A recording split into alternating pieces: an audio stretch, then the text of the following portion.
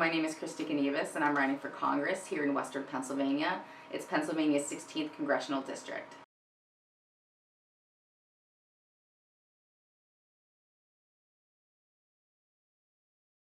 So, it certainly wasn't in my plans to run for office. You know, I don't think it is for very many people. I grew up with a single mother, and we first lived in the city, and then when I was about 8 years old, we moved out to a very rural area. It was a house, old farmhouse surrounded by 100 acres, woods, game lands in the back, a deer stand, very different than what I was used to. And very quickly, we learned the value of hard work. You know, mowing took hours, you know, picking up fruit from the fruit trees. I mean, it was always work, right? You know, you got done with school and there was work to do, there was chores to do, and in the summer there's always something to do as well. But it was a valuable lesson. It really instilled in me hard work, and my mom was very big on work ethic, you know, never missing school, never missing work. And she's a Navy veteran, and she's actually a retired postal worker. She worked at the post office for over 35 years, which has been very helpful with everything going on with the post office right now. And I was the first in my family to go to college. I wanted to be a teacher, and I did that. And so I was in college. It was the beginning of my junior year, and I was diagnosed with ovarian cancer. And that was a pivotal moment in my life where I really realized how big the world was beyond myself, and the bureaucracies of healthcare and the role government really was playing in my life. And I was lucky that I was on my mother's insurance, but shortly after, I gave birth to my first daughter, Zoe. She's now 15, and I was no longer able to be on my mother's insurance. I was a parent. And so I was without for a little bit and then fought to get on Medicaid. And I was lucky enough to be able to beat cancer on Medicaid and to finish with my education degree. Became a teacher. I was excited. I was going to make it. I was going to be this middle class. You know, I just wanted to be middle class. Nobody that goes into teaching is like, I'm going to be really wealthy. I knew that wasn't the case. I just wanted to do something I was passionate about, and I wanted to be able to just provide for my family. And then I started to realize that that wasn't the case either. I you know, lost all of the benefits I was getting because I was now employed with a salary, and I was getting benefits, you know, private through my employer, and the deductibles and the premiums, and then my mortgage, and then my car, and I just realized, oh my gosh, this is middle class. This is tough. So I ended up working a second job, and then sometimes a third job, and it was very difficult because, you know, all I really wanted was a nice roof over my head, a car, the occasional family vacation, and it didn't seem possible with what I was doing. So fast forward, you know, with cancer and being a teacher, and I actually went back to school to get my PhD and in leadership, and I was like, okay, what's next? And so I started getting more involved in my local Democratic Party, and I asked the local leaders, like, what do you think? Like, I kind of am interested in running. And they're like, that's awesome. So they recommended some candidate trainings. I went, and a few of them just really lit a fire under me. And I thought, look at all of these powerful women who are making changes in their community, and they are so much more like me than the people I'm seeing now. My representative doesn't reflect me. You know, a lot of the politicians out there don't reflect me. I would love to be somebody that really reflects this area and can give my experience with the healthcare system, can give my experience with education, with being a parent and having to work multiple jobs. And so that's what I did. I started planning it. I met with the chair of the Democratic Party. I met with other local leaders here in Erie, and then I made a plan and threw my hat in the ring, and here we are.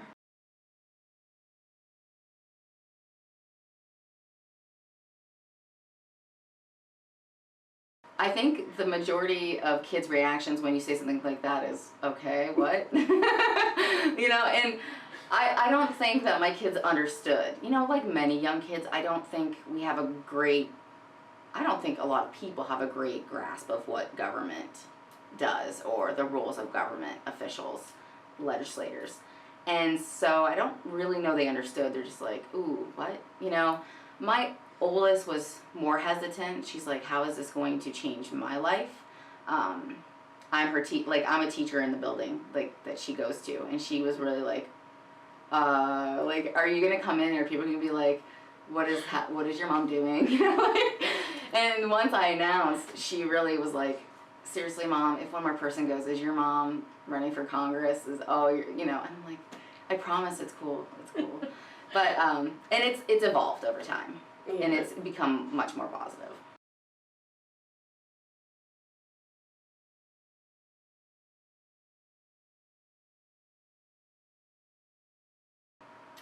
A lot of obstacles. I think the biggest obstacle is the imposter syndrome that I think so many women face, and I think that's, when people go, wow, you have your master's and you're getting your PhD and you're doing this and that, and not that I don't value education and what it brings, but it's always been this constant battle like to prove to myself and to the community that I'm worthy of being a leader. I have what it takes. And so it's been really getting past that imposter syndrome and realizing that I'm very capable, and I deserve, everything that I'm working for. And I think that's a theme for so many other women as well.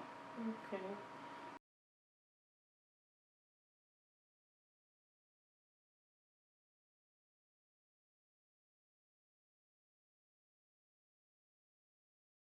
So I did register when I was 18, and I registered as a Democrat. So I've been a Democrat my whole voting life. And I think for me, it was the large umbrella that Democrats have, and it's unity, and it's accepting everyone, and it's equality, and it's economic security for everyone, and it's for the working class people like myself and like my mother, who really raised us up into the middle class. And now more than ever, I think it's protecting voter rights, and it's battling, the racial injustices that we have. And it's all the things that I want to instill in my girls. And it's like I said, it's unity. And I've always felt that way. I always felt that they were accepting and that they wanted everyone to succeed, not just the people at the very top. And that's, I think, what attracted me the most.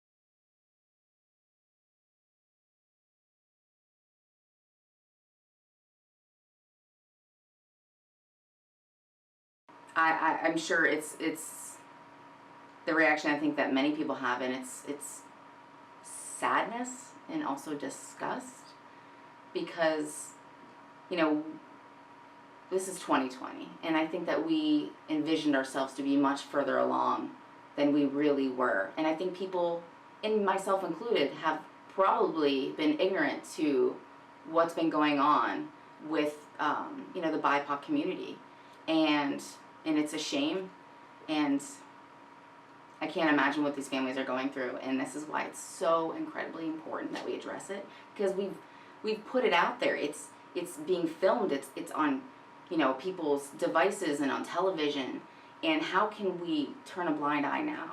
Like, we can't.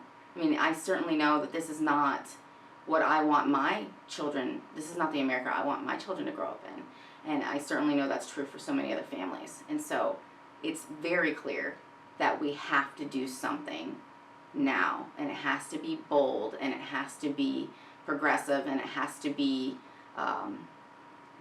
something that's going to actually enact changes, real changes, so that we can address this problem.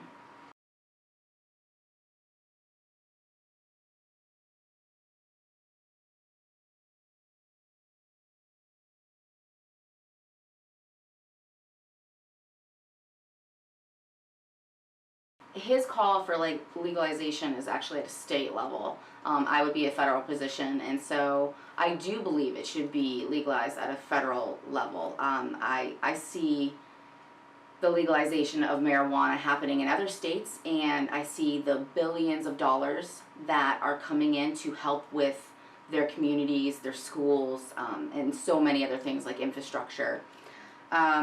I also think that it would combat what is happening with the racial injustices as well.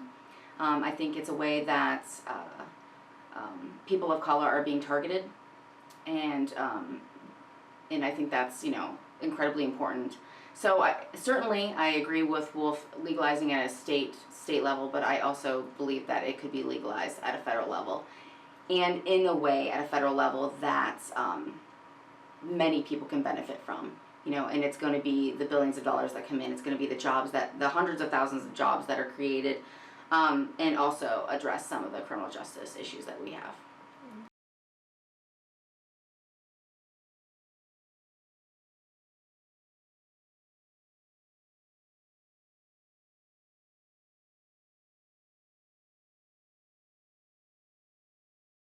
Yeah, so I was before the ACA. That was not there when I had cancer. I just went right on to Medicaid.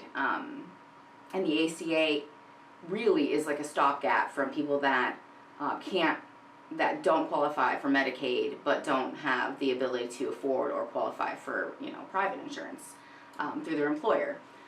I think it's incredibly important that we protect that right now. We can't just assume that we're going to adopt another plan without having that plan in place. So for me, it would be protecting the hundreds of thousands of people that are on the ACA so that they have insurance.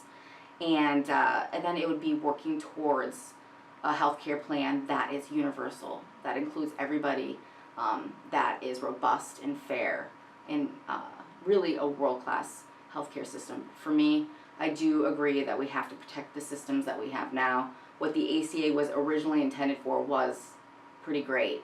We never got to see it to its realization, and now it's consistently rolling back and on the chopping block.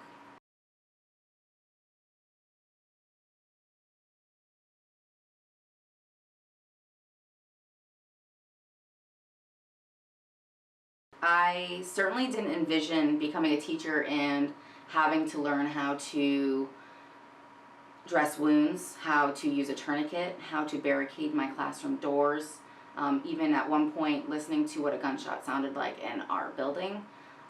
It's a terrifying thing. Schools should be a place that children feel welcomed and safe at, and now we're treating it almost like it's a prison, and that's the last thing we want to do for education. We want kids to want to go there, and now we're arming it with police officers, and we're making it so it's incredibly difficult to get in, which I understand those are necessary precautions, but we have to know that we can protect things like the Second Amendment and also protect the people we care about.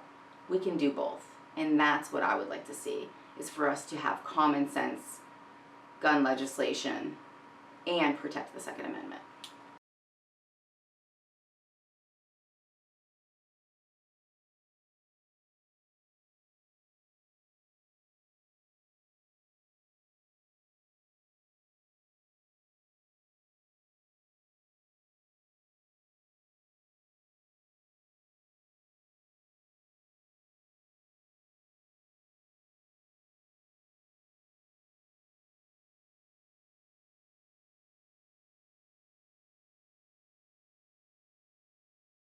Yeah, this is a huge one for me. And schools are communities. They're communities.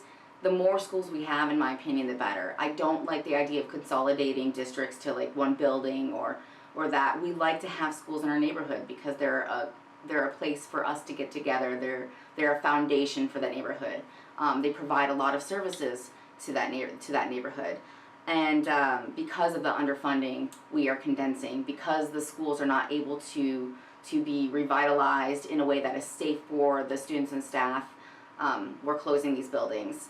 I did teach in multiple districts, and I was able to see how in one district a building would be brand new, and you literally only have to drive 15 minutes in another direction, and the schools are dilapidated and falling down, and there's asbestos, and the air quality is low, and that building, even though it's only a 15-minute drive, the students are getting much less quality of an education, to no fault of the teachers, but they don't have the resources, and they don't have a building they feel proud of. And when you don't have the resources and you don't have a place that's safe, you're not going to have a good education. So it's a huge issue, and that's why school funding is something that's incredibly, incredibly important.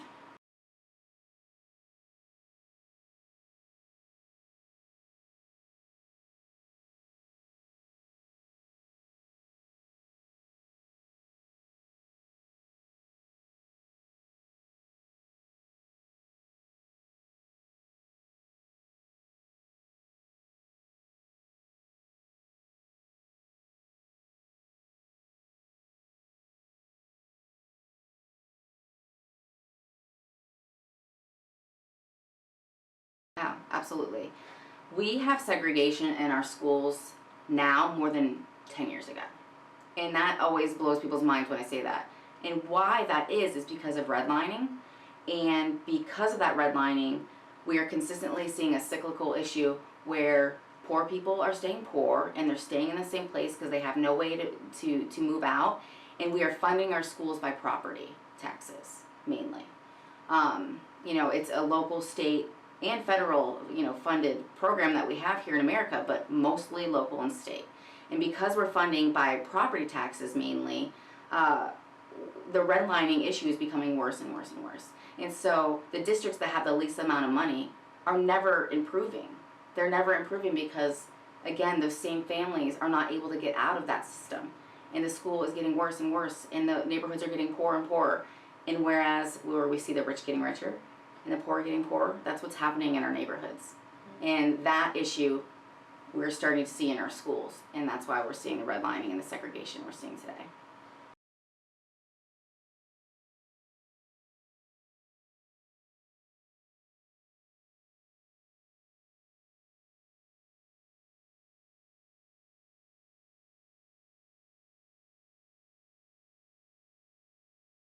I love that we have a community college coming. It's been a long time. So I'm not sure what my role would be with that.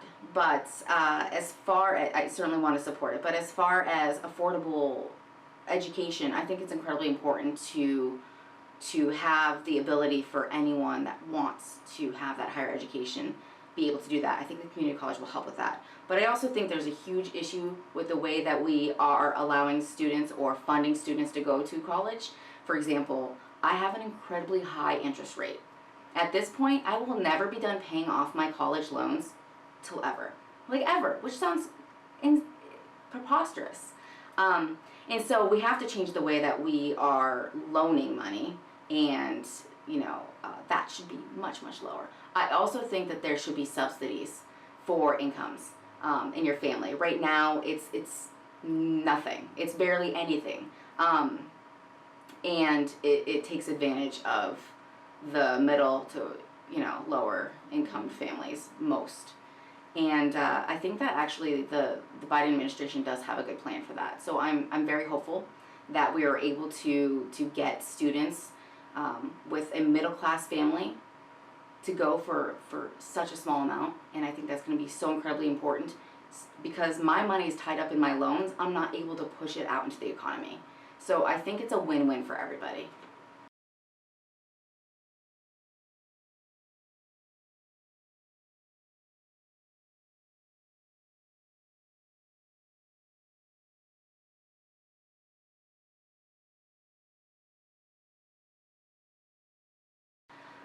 So I think the first thing to do is to address the way that we fund our schools. And that's going to be a very complicated issue. If it was easy, we would have taken away the property taxes funding our schools a long time ago. So it's going to take a lot of intelligent people, and it's going to take an administration that works together on this. And so it's going to be a federal and state and local issue, and it's going to be all of those people working together to figure that out. I'm certainly going to support more federal funding coming into the schools. I think that's going to be incredibly important. Right now it's less than 4% at a federal rate. I would like to see that go up. I would like to see more funding happening at the state level by taking away money that's going to illegitimate charters. And I certainly don't think that we should be providing money to private schools as well. Our public schools where children are in a place that are not able to afford to go to a private should have the same education as somebody that is able to.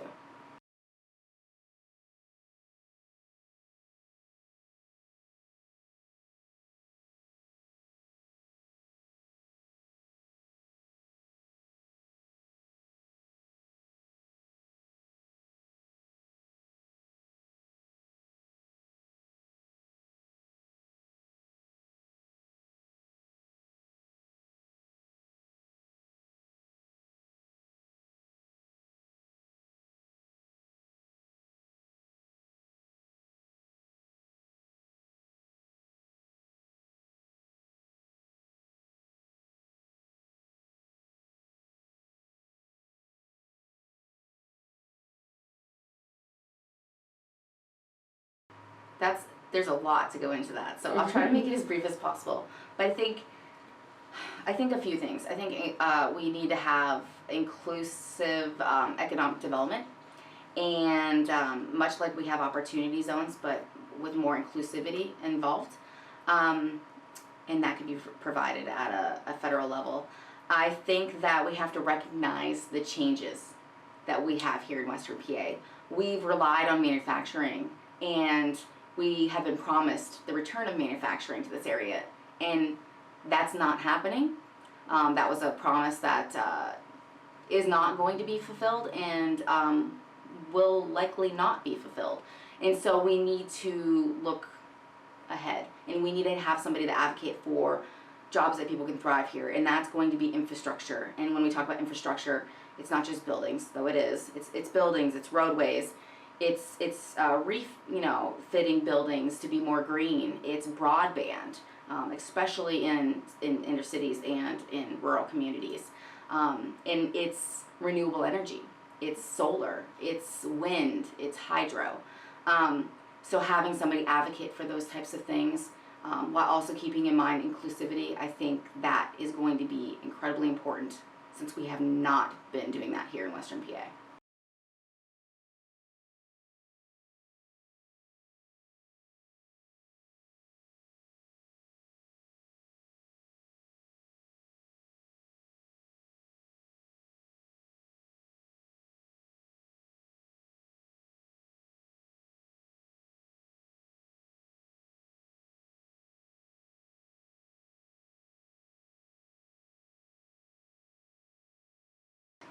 So yes, but at the same token, being mindful that it is a good source of energy, and it also provides income for a lot of families. And so you can't just immediately take something like that away and just shut it down. For one, I think it's incredibly important that for the fracking that we do have in Pennsylvania, that we regulate it and we make it as safe as possible, and we transition away from it.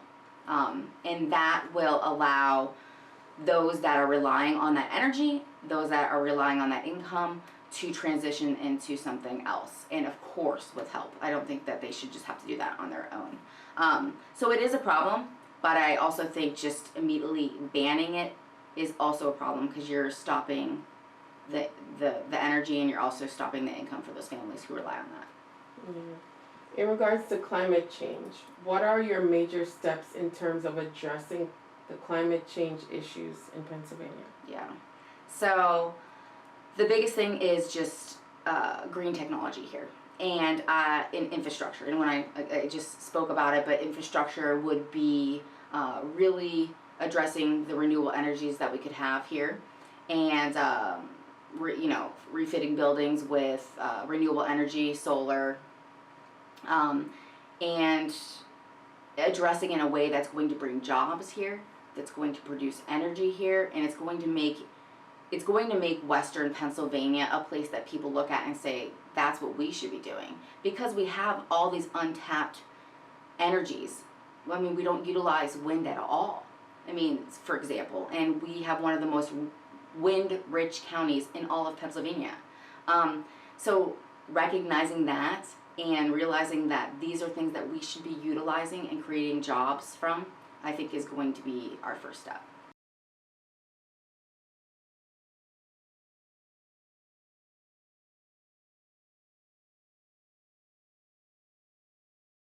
I think there's a lot of different things. I think, you know, qualified immunity has got to go. I think that, you know, I know that there's a huge push for people to say things like defund the police, and I don't think that is the right phrase, and I think it's very misleading. I value a lot of our police force for what they do. I think the thing is that we have to recognize and vet our police officers better. I think that, again, qualified immunity has to go. I think that we have to legalize marijuana and also look at those past sentences. And we have to get rid of things like cash, you know, bail that only, you know, hurts generally lower income families and people of color.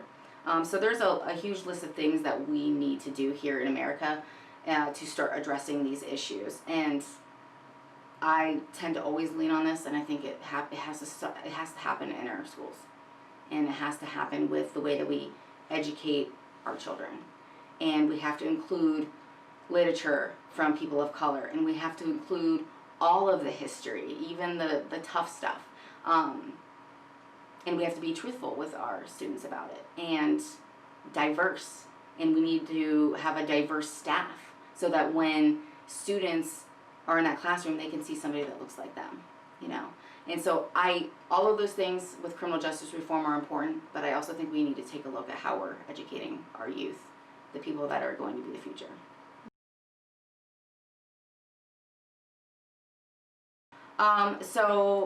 So it makes it so that it's very difficult for people that don't have assets to post bail. And it's basically, if you don't have any assets or enough money, you have no choice but to stay in jail, even if what you did is not maybe very egregious. And a lot of people end up finding the assets or finding ways to post bail, and then they lose the very little that they had. And sometimes it's for things like marijuana, that is a non-violent crime.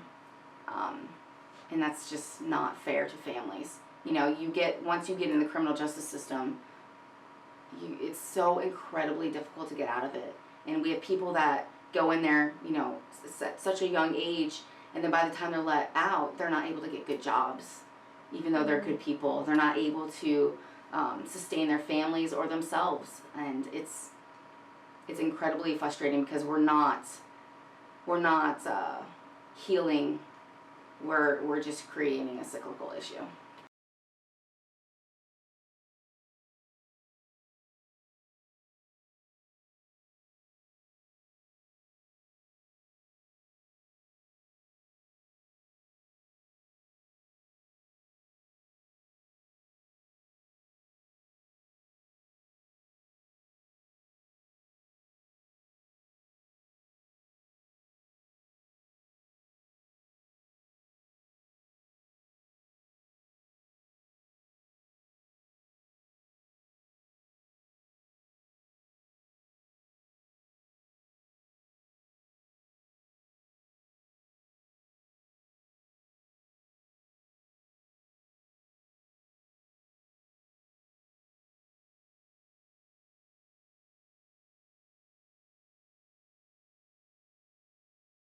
It's a name, you know what I mean? And it's so interesting to me that people are so like they won't let something like that go.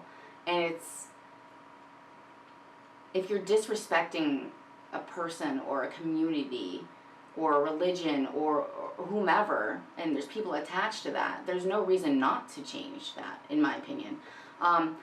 You know, and I'm not quite sure at a federal level what I could do just for Erie, but I think it really just starts with communication to these schools and to these teams to talk about it. And I think that a lot of these schools and teams could come to an agreement. I don't think that people are so, well, I think there are some, but I don't think people are so unwilling to change something as a name and to be respectful in doing so.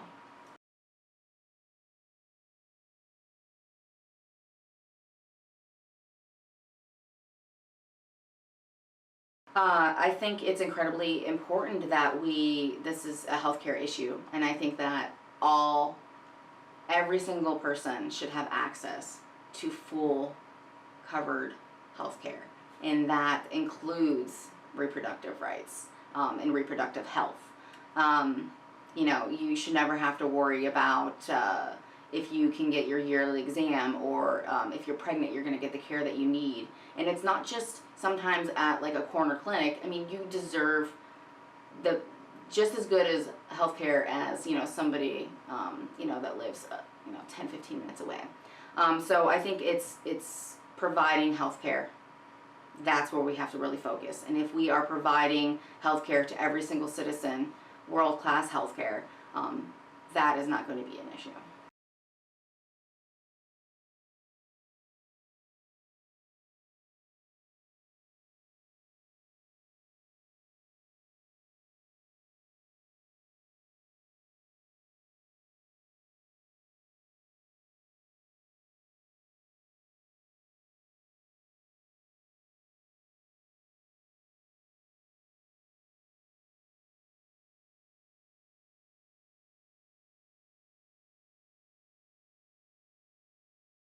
Oh, yeah. So the campaign trail has changed a lot. I announced last year in October, but I knew I was going to run early that summer. So I actually started exploring this race for over a year now. It's different because last summer I was going to all the different county fairs, and I was going to different events throughout the community, chili cook-offs and wing contests and whatever it is I can immerse myself in the community I was doing. And now with COVID, it's incredibly difficult. So you have to get creative, and I've tried to do that. So I've done lives where I'm sanding a piece of furniture and staining it or whatever it is that I'm doing. Cooking, I've done ones when I'm cooking with my kids or even with just by myself, to check in with constituents, to answer questions, to see where they're at, meeting people where they're at. So Vice did that article that highlighted, campaigning during COVID in unique ways. And it's been good. So I've been contacted by some other national shows, and hopefully that'll be coming out here soon, because you don't see my opponent. You didn't see him before COVID, really, and you certainly don't see him now. He's not present on social media. He's not really present in any form. He's not really there for his constituents. So it's good. It's still hard. It's still hard that I can't just go to different things and meet people and shake hands and do all those traditional things that you do.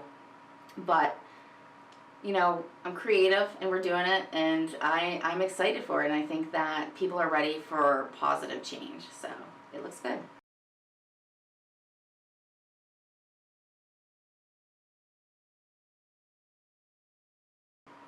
Gosh. Yes, goals. Oh man. So the goals for me are just to reach as many constituents as possible, whether that's doing podcasts or going live on social media, doing online trivias. I want people to know that they deserve a representative that shows up for them. So my goal is to reach as many people as possible and to let people know that they deserve somebody who answers to them. When I get elected, my boss are my constituents. They're my boss. I answer to them. My job is to represent them. When I go to make a vote, when I co-sponsor a bill, it's to benefit the constituents here of District 16. So my goal is just to meet as many people as possible.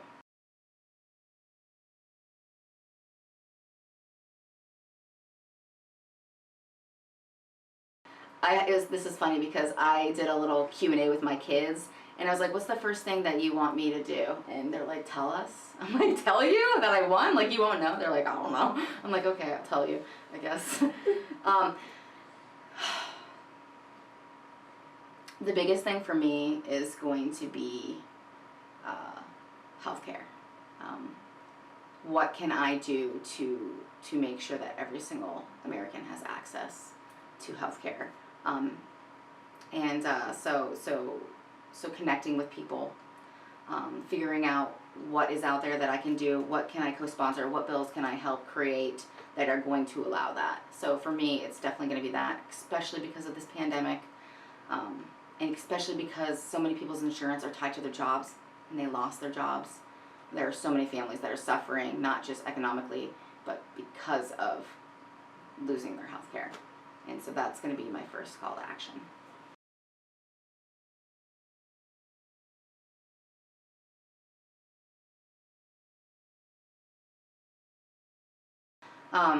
And I know as a high school teacher that a lot of young people, especially, don't think that it affects them or it matters, but it matters to them the most.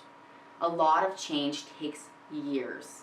It takes years. So the things that people are enacting now and in the next, several years affect our young people the most.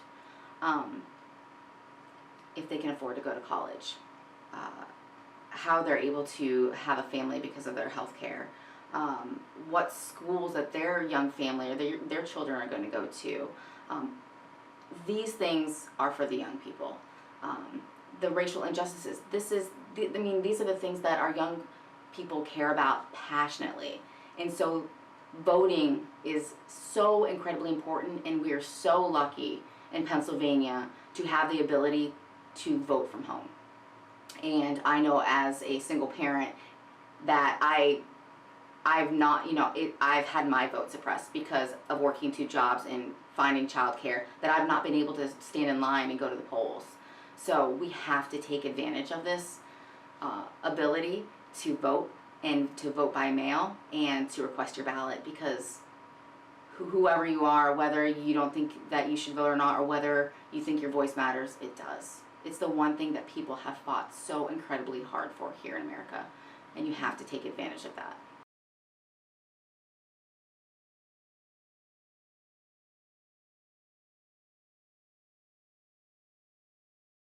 That they can, that it just takes one person to make a huge difference, and we've seen how powerful one person can be, and that there is no amount of good change that's too small.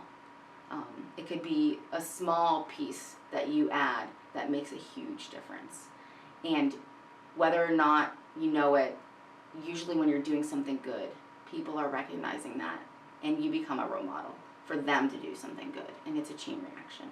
So to be a change agent, to be somebody that can do something positive in the community, find somebody that's doing something good and ask them what you can do. That's where I would start. Thank you. Absolutely.